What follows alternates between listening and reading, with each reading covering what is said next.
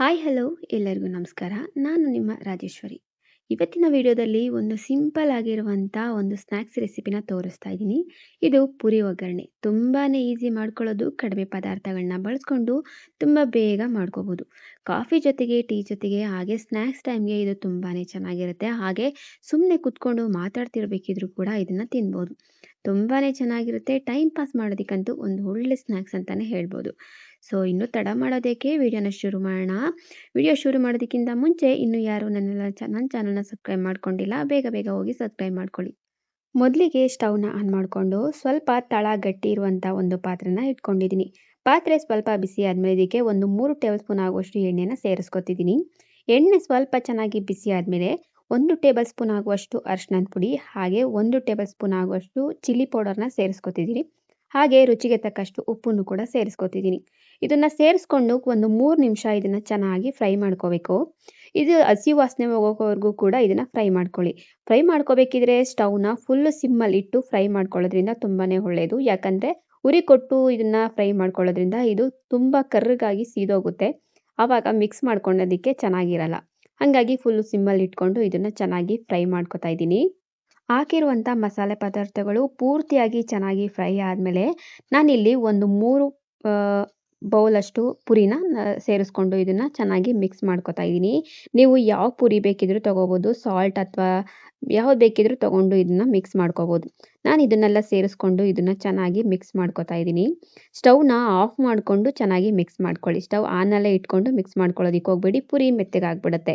ಸ್ಟವ್ನ of ಮಾಡಿ ಇದನ್ನು ಚೆನ್ನಾಗಿ ಮಿಕ್ಸ್ ಮಾಡಿಕೊಂಡು ಈ ರೀತಿ ಕೋಟಿಂಗ್ ನೀಟಾಗಿ ಬರಬೇಕು. ಅಲ್ಲಿವರೆಗೂ ಕೂಡ ಇದನ್ನು ಚೆನ್ನಾಗಿ ಮಿಕ್ಸ್ ಮಾಡ್ಕೊಳ್ಳಿ. ನಾನು ಕೂಡ ನೀಟಾಗಿ ಕೋಟಿಂಗ್ ಬರೋವರೆಗೂ ಕೂಡ ಹಾಕಿರುವಂಥ ಮಸಾಲೆ ಪದಾರ್ಥ ಪೂರ್ತಿಯಾಗಿ ಚೆನ್ನಾಗಿ ಪುರಿಗೆ ಹಿಡಿಬೇಕು. ಅಲ್ಲಿವರೆಗೂ ಕೂಡ ಇದನ್ನು ಚೆನ್ನಾಗಿ ಮಿಕ್ಸ್ ಮಾಡ್ಕೊಂಡಿದ್ದೀನಿ. ಇವಾಗ ಇದನ್ನು ಪಕ್ಕಕ್ಕೆ ಎತ್ತಿಟ್ಕೊಂಡಿದ್ದೀನಿ. ಅದನ್ನು ಪಕ್ಕಕ್ಕೆ ಎತ್ತಿಟ್ಕೊಂಡು ಮತ್ತೆ ಸ್ಟವ್ ಆನ್ ಮಾಡಿ ಇನ್ನೊಂದು ಪಾತ್ರೆ ಇಟ್ಟು ಪಾತ್ರೆಗೆ ಒಂದು 3 ಟೇಬಲ್ ಸ್ಪೂನ್ ಆಗುವಷ್ಟು ಎಣ್ಣೆನ ಸೇರಿಸ್ಕೊಂಡಿದ್ದೀನಿ. ಎಣ್ಣೆ ಸ್ವಲ್ಪ ಚೆನ್ನಾಗಿ ಬಿಸಿ ಆದಮೇಲೆ 1 ಟೇಬಲ್ ಸ್ಪೂನ್ ಆಗುವಷ್ಟು ಸಾಸಿವೆನ ಸೇರಿಸ್ಕೊತಿದ್ದೀನಿ. ಸಾಸಿವೆ ಸ್ವಲ್ಪ ಸಿಡಿಯೋದಕ್ಕೆ ಶುರು ಆದಮೇಲೆ ಒಂದು 2 ಟೇಬಲ್ ಸ್ಪೂನ್ ಆಗುವಷ್ಟು ಕಡಲೆ ಬೀಜನ ಸೇರಿಸ್ಕೊತಿದ್ದೀನಿ. ನೀವು ಕಡಲೆ ಬೀಜ ಎಷ್ಟು ಬೇಕಿದ್ರೂ ಸೇರಿಸ್ಕೋಬೋದು. ನಾನಿಲ್ಲಿ 2 ಟೇಬಲ್ ಸ್ಪೂನ್ ಮಾತ್ರ ಸೇರಿಸ್ಕೊಂಡಿದ್ದೀನಿ. ಕಡಲೆ ಬೀಜ ಚೆನ್ನಾಗಿ ಫ್ರೈ ಆಗೋವರೆಗೂ ಕೂಡ ಇದನ್ನು ಚೆನ್ನಾಗಿ ಫ್ರೈ ಮಾಡ್ಕೊಳ್ಳಿ. ಇದನ್ನ ಫ್ರೈ ಮಾಡ್ಕೋಬೇಕಿದ್ರೆ ಸ್ಟವ್ನ ಲೋ ಫ್ಲೇಮ್ನಲ್ಲೇ ಇಟ್ಕೊಂಡು ಫ್ರೈ ಮಾಡ್ಕೊಳ್ಳಿ. ಕಡಲೆ ಬೀಜ ಫ್ರೈ ಆದಮೇಲೆ ನಾನಿಲ್ಲಿ 1 ಗೆಡ್ಡೆ ಬೆಳ್ಳುಳ್ಳಿನ ಸಿಪ್ಪೆ ಸಮೇತ ಇದನ್ನು ಚೆನ್ನಾಗಿ ಕ್ರಷ್ ಮಾಡಿಕೊಂಡು ಸೇರಿಸ್ಕೊಂಡಿದ್ದೀನಿ. ಬೆಳ್ಳುಳ್ಳಿನ ಹಾಕೋದ್ರಿಂದ ಪುರಿ ಒಗ್ಗರಣೆ ಅಂತೂ ತುಂಬಾ ಚೆನ್ನಾಗಿರುತ್ತೆ. ಹಾಗಾಗಿ ಸೇರಿಸ್ಕೊಂಡಿದ್ದೀನಿ. ಹಾಗೆ ಬೆಳ್ಳುಳ್ಳಿಗೆ ಬೇಕಾಗಿರೋಷ್ಟು ಉಪ್ಪನ್ನು ಕೂಡ ಸೇರಿಸ್ಕೊತಾ ಇದ್ದೀನಿ. ಉಪ್ಪನ್ನ ನೋಡಿಕೊಂಡು ಹಾಕೊಳ್ಳಿ. ಯಾಕಂದರೆ ಪುರಿನ ಮಿಕ್ಸ್ ಮಾಡ್ಕೋಬೇಕಿದ್ರು ಕೂಡ ನಾವು ಉಪ್ಪನ್ನು ಹಾಕಿರೋದ್ರಿಂದ ಸ್ವಲ್ಪನೇ ಸೇರಿಸ್ಕೊಳ್ಳಿ. ಹಾಗೆ ಬೆಳ್ಳುಳ್ಳಿ ಫ್ರೈ ಆದಮೇಲೆ ಇದಕ್ಕೆ ಸ್ವಲ್ಪ ಕರಿಬೇವಿನ ಸೊಪ್ಪನ್ನು ಕೂಡ ಸೇರಿಸ್ಕೊತಾ ಇದ್ದೀನಿ. ಇದನ್ನು ಚೆನ್ನಾಗಿ ಒಂದು 2 ನಿಮಿಷ ಫ್ರೈ ಮಾಡಿಕೊಂಡು ಒಂದು 3 ರಿಂದ 4 ಕೆಂಪು ಮೆಣಸಿಕಾಯಿನ ಕೂಡ ಸೇರಿಸ್ಕೊತಿದ್ದೀನಿ. ನೀವು ಇಲ್ಲಿ ಬೇಕು ಅಂದರೆ ಬ್ಯಾಡಗೆ ಮೆಣಸಿಕಾಯಿನೂ ಕೂಡ ಸೇರಿಸ್ಕೋಬೋದು. ನಾನಿಲ್ಲಿ ಖಾರದ ಮೆಣಸಿಕಾಯಿನ ಸೇರಿಸ್ಕೊಂಡಿದ್ದೀನಿ. ಇದನ್ನು ಸೇರಿಸ್ಕೊಂಡು ಫ್ರೈ ಮಾಡಿಕೊಂಡು ಮತ್ತೆ ಒಂದು 2 ಟೇಬಲ್ ಸ್ಪೂನ್ ಆಗುವಷ್ಟು ಹುರ್ಗಡ್ಲೆನೂ ಕೂಡ ಸೇರಿಸ್ಕೊತಿದ್ದೀನಿ. ಕಡಲೆನ ಸೇರಿಸ್ಕೊಂಡಿದ್ದಾದಮೇಲೆ 1 ನಿಮಿಷ ಚೆನ್ನಾಗಿ ಫ್ರೈ ಮಾಡಿಕೊಂಡ್ರೆ ಸಾಕು. ಕಡಲೆ ಸೇರಿಸಿದ ಮೇಲೆ ತುಂಬ ಹೊತ್ತು ಫ್ರೈ ಮಾಡ್ಕೊಳ್ಳುವಂಥ ಅವಶ್ಯಕತೆ ಇಲ್ಲ, ಏನೂ ಇಲ್ಲ. ಯಾಕಂದರೆ ಕಡಲೆ ಸೀದೋಗ್ಬಿಡುತ್ತೆ. ಹಂಗಾಗಿ 1 ನಿಮಿಷ ಚೆನ್ನಾಗಿ ಫ್ರೈ ಮಾಡಿಕೊಂಡು ಇವಾಗ ಇದು ಪೂರ್ತಿಯಾಗಿ ರೆಡಿಯಾಗಿದೆ. ನೀವು ಇದಕ್ಕೆ ಬೇಕು ಅಂದರೆ ತೆಂಗಿನಕಾಯಿನೂ ಕೂಡ ಸಣ್ಣ ಸಣ್ಣದಾಗಿ ಕಟ್ ಮಾಡಿಕೊಂಡು ಸೇರಿಸ್ಕೋಬೋದು. ಅಥವಾ ಒಣ ಕೊಬ್ಬರಿನೂ ಕೂಡ ಸಣ್ಣ ಸಣ್ಣದಾಗಿ ಕಟ್ ಮಾಡಿಕೊಂಡು ಸೇರಿಸ್ಕೊಂಡು ಒಗ್ಗರಣೆ ಮಾಡ್ಕೋಬೋದು.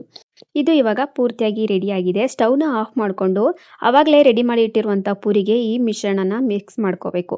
ಇದನ್ನು ಒಂದು 2 ನಿಮಿಷ ಚೆನ್ನಾಗಿ ಮಿಕ್ಸ್ ಮಾಡಿಕೊಂಡ್ರೆ ಸಾಕು. ತುಂಬ ಹೊತ್ತು ಮಿಕ್ಸ್ ಮಾಡೋದಕ್ಕೆ ಹೋಗಬೇಡಿ. ನೀವು ಇದಕ್ಕೆ ಬೇಕು ಅಂದರೆ ಡ್ರೈ ಫ್ರೂಟ್ಸ್ನೂ ಕೂಡ ನಿಮಗೆ ಬೇಕಾಗಿರುವಂಥ ಡ್ರೈ ಫ್ರೂಟ್ಸ್ನೂ ಕೂಡ ಸೇರಿಸ್ಕೋಬೋದು. ತುಪ್ಪ ಅಥವಾ ಎಣ್ಣೆಯಲ್ಲಿ ಕರೆದು ಸೇರಿಸ್ಕೋಬೋದು. ನಾನಿಲ್ಲಿ ಅದನ್ನೆಲ್ಲ ಏನೂ ಹಾಕಿಲ್ಲ. ಹಾಕಿರೋದನ್ನೆಲ್ಲ ನಿಮಗೆ ತೋರಿಸಿದ್ದೀನಿ ಅಲ್ವಾ. ಇಷ್ಟು ಪದಾರ್ಥಗಳನ್ನ ಸೇರಿಸ್ಕೊಂಡು ಚೆನ್ನಾಗಿ ಮಿಕ್ಸ್ ಮಾಡ್ಕೊತಾ ಇದ್ದೀನಿ. ಇದು ಕಾಫಿ ಜೊತೆಗೆ, ಟೀ ಜೊತೆಗೆ, ಸಂಜೆ ಸ್ನ್ಯಾಕ್ಸ್ ಟೈಮ್ಗಂತೂ ತುಂಬಾ ಚೆನ್ನಾಗಿರುತ್ತೆ. ಹಾಗೆ ಸುಮ್ಮನೆ ಕೂತ್ಕೊಂಡಿದ್ದಾಗಲೂ ಕೂಡ ಇದನ್ನು ತಿನ್ನೋದಕ್ಕೆ ತುಂಬ ಚೆನ್ನಾಗಿರುತ್ತೆ. ವಿಡಿಯೋನ ನೋಡಿದ್ರಿ ಅಲ್ವಾ. ವಿಡಿಯೋ ನಿಮಗೆ ಇಷ್ಟ ಆಗಿದೆ ಅಂತ ಭಾವಿಸ್ತೀನಿ. ತುಂಬ ಈಸಿಯಾಗಿ ಪುರಿ ಒಗ್ಗರಣೆನ ಮಾಡ್ಕೋಬೋದು. ವಿಡಿಯೋನ ನೋಡಿದ್ರಿ ಅಲ್ವಾ. ವಿಡಿಯೋ ನಿಮಗೆ ಇಷ್ಟ ಆಗಿದ್ರೆ ಒಂದೇ ಒಂದು ಲೈಕ್ ಮಾಡಿ, ಶೇರ್ ಮಾಡಿ, ಕಮೆಂಟ್ ಕೂಡ ಮಾಡಿ ತಿಳಿಸಿ. ಹಾಗೆ ಸಬ್ಸ್ಕ್ರೈಬ್ ಮಾಡ್ಕೊಳ್ಳೋದನ್ನ ಮರಿಬೇಡಿ. ಹಾಗೆ ನೆಕ್ಸ್ಟ್ ವಿಡಿಯೋದಲ್ಲೂ ಸಿಗೋವರೆಗೂ ಕೂಡ ಕಾಯ್ತಾ ಇರಿ. ಇನ್ನೊಂದು ವಿಡಿಯೋದಲ್ಲಿ ಸಿಗೋಣ. ಅಲ್ಲಿವರೆಗೂ ಟೇಕ್ ಕೇರ್. ಬಾಯ್ ಬಾಯ್.